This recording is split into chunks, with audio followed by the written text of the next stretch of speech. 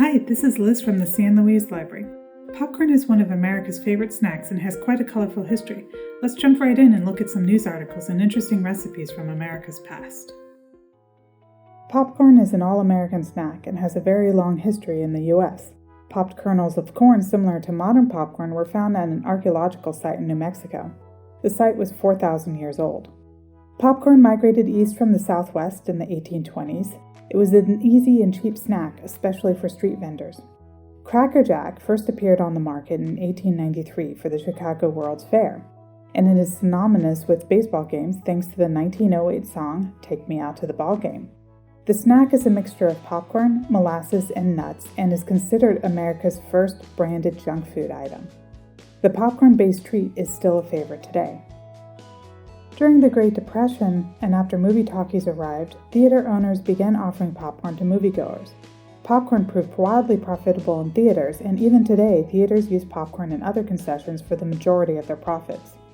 Popcorn moved into homes in the 1950s as home television use expanded and products such as Jiffy Pop became available. By the 1970s, microwaves were relatively common in home appliances, and popcorn made the leap from stovetop to microwaves. 65% of all popcorn sold today is microwaved popcorn. One of the earliest published popcorn recipes is for popcorn crackle and was published in New England in 1838. The recipe indicates popcorn balls and cakes were already a common popcorn snack. The Yuma grocery ad from 1938 is one of the earliest recipes printed in Yuma. Popcorn was mentioned frequently as a snack for clubs, fairs, and other social activities in Yuma. There were also many mentions of the decorative uses of popcorn. Some newspaper articles talk about popcorn ball parties where youths would get together and make festive popcorn decorations. Popcorn was used as a filler in the 1930s, a way of adding substance to meals when many couldn't afford to spend a lot on food. In 1871, two women delivered popcorn balls to the newsroom in New Harmony, Indiana, and threatened arson if the paper didn't print their names.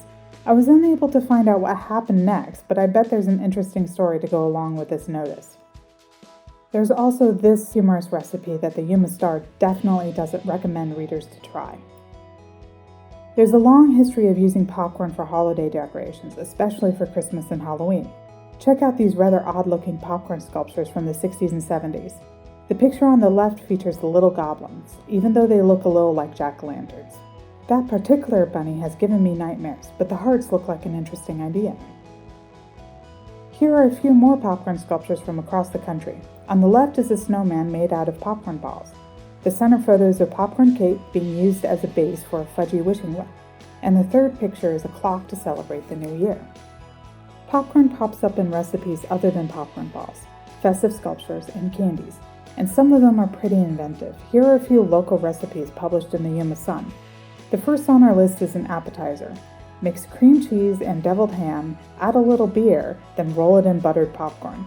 This particular recipe is from 1967, and it seems rather easy even if the ingredients seem like an odd combination. The three types of corn in this recipe are canned corn, popcorn, and cornmeal. It seems to be a kind of casserole that's so easy to make, teens can do it. This recipe was created by Jolly Time Popcorn and was published in 1975. It was and probably still is common for manufacturers to formulate recipes as a way to advertise their product.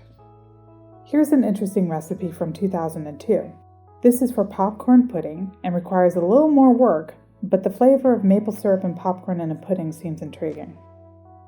Yuma wasn't the only place to publish interesting popcorn recipes. Here are a couple from this century from around the country. Some recipes call for grinding down the popcorn after it's been popped, such as the cheesy popcorn bread recipe. The berry yogurt pie uses microwave popcorn and looks to be another manufacturer-sponsored recipe. The crunchy fruit munch recipe seems to be a different take on caramel corn. Popcorn is a great vehicle for flavor. There are tons of ideas out there for adding flavor and fun to your snacking popcorn. Here are just a few of the more unique flavor combinations that publishers have recommended. Some sound pretty interesting, such as caraway and anise, or Parmesan and Chipotle. Making your own flavored popcorn is pretty easy, and the flavor combinations can be tailored to your desires and whatever you have on hand. Here are some ideas to get you started. You can also find more ideas online in recipe books or in your local newspapers. To start, make your popcorn and add some oil or butter to it. Toss the popcorn with any add-ins and seasonings to coat. To learn more about popcorn, check out these resources at the library. Thanks for watching and have a good day.